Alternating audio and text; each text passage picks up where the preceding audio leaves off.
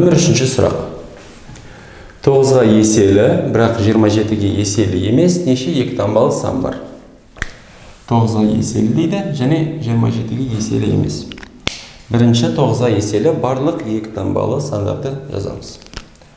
Ол 9-дан өзі кірмейді, өйткені ол бір таңбалы сан. Мына жақта екі таңбалы сандар болу керек. 18, 27, 36. Мен қазір барлық сандарды жазамын.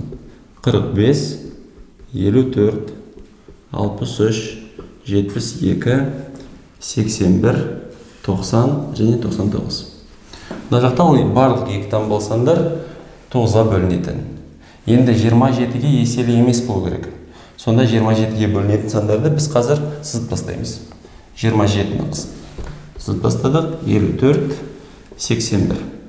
Қалған сандар 27-ге бөлінбейді. Санаймыз оларды. 1, 2, 3, 4, 5, 6, 7. Жауабымыз мына жақта 7 сан бар. 7 санымыз мына жақта Б. Жауабымызда.